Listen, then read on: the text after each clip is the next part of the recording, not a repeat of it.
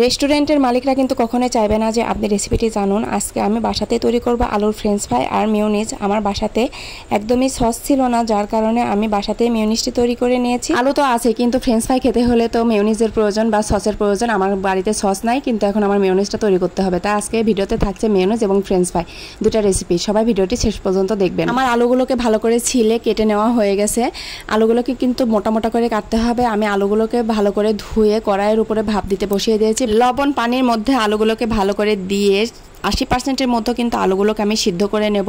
আলুগুলো সিদ্ধ হয়ে গেছে। এখন আমি এই আলুগুলোর পানি ঝরিয়ে নিয়েছি। ঝরিয়ে নিয়ে একটা টিস্যু পেপারের উপর আলুগুলোকে ঢেলে দিলাম। ঢেলে আলুগুলোর থেকে পানি কিন্তু একদম মুছে ফেলতে হবে। আমি আর একটা টিস্যু পেপার নিয়ে ভালো করে চেপে চেপে আলুগুলোর গায়ে থেকে পানিগুলো মুছে নিয়েছি। মুছে নেওয়া হয়ে গেলে আলুগুলোর উপরে আমি একটা টিস্যু পেপার ছড়িয়ে ভালোভাবে বিছিয়ে রাখবো, যাতে আলুগুলোর গায়ে একটু পানি না থাকে। এই যে দেখতে পাচ্ছেন আমার আলুর গায়ে কিন্তু একটু পানিও নাই। একদম খড়খড়া, ভিডিওতে বোঝা যাচ্ছে কিনা আমি জানি না, কিন্তু দেখুন একদম কিন্তু একটু পানিও নাই। আমি আবারও ভালো করে টিস্যু পেপার দিয়ে ভালো করে মুছে নিলাম। এবার দিয়ে দিব কর্নফ্লাওয়ার। কর্নফ্লাওয়ার কিন্তু মাস্ট লাগবেই ফ্রেঞ্চ ফ্রাই করতে গেলে। এটা কখনোই স্কিপ করবেন না, স্কিপ করা যাবেই না। এখন আমি দিয়ে দিচ্ছি মরিচের গুঁড়া, ধনিয়া গুঁড়া, লবণ। এই তিনটা জিনিস দিলে আর পরবর্তীতে ঝাল দেওয়ার কোনো প্রয়োজন নাই।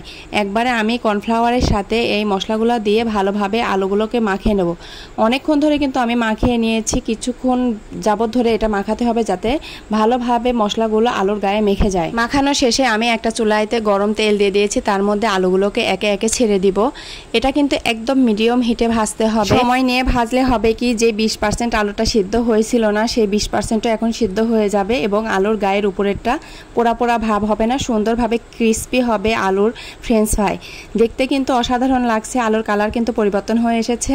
ভাজা হতে হতে এখন চলেন দেখে আসি আমি মিউনিজ কিভাবে বানাই। মিউনিজটা বানিয়ে ফেলবো। এখন আমি এখানে সিদ্ধ ডিম নিয়ে নিচ্ছি, লেবুর রস নিয়েছি হাফ চা চামচের মতো, অল্প সামান্য চিনি, অল্প সামান্য লবণ এবং একটু সয়াবিন তেল আর একটু পানি দিয়ে আমি এই মিউনিজটিকে ব্লেন্ড করে নেব।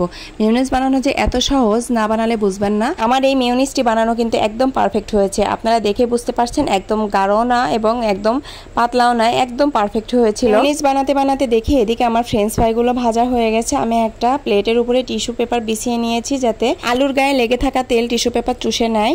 কারণ আগলা তেল খাওয়া এতটা ঠিক না, তারপরেও আমাদের মুখের সাদা আমরা খেয়ে থাকি, কিছু করার নাই। আমি দ্বিতীয় পাটের আলুগুলোকে এবার কড়াইয়ের উপরে ছেড়ে দিয়েছি। সুন্দরভাবে আস্তে আস্তে মিডিয়াম হিটে ভাজতে থাকবো আলুগুলোকে। আমার কিন্তু ফ্রেঞ্চ ফ্রাই প্রায় শেষের দিকে হয়ে এসেছে। দেখতে পাচ্ছেন কি সুন্দর কালার চলে এসেছে। আমি এখন আলুগুলোকে ভালোভাবে তুলে নিচ্ছি। এই যে তৈরি হয়ে গেছে কিন্তু আমার ফ্রেঞ্চ ফ্রাই। যদি ভিডিওটি ভালো লেগে থাকে অবশ্যই লাইক কমেন্ট করতে ভুলবেন না। আজকের মতো আপনাদের সাথে থেকে বিদায় নিলাম। যদি ভালো লেগে থাকে অবশ্যই ভিডিওটি শেয়ার করে দিবেন। ভালো থাকবেন, সুস্থ থাকবেন। আল্লাহ হাফেজ।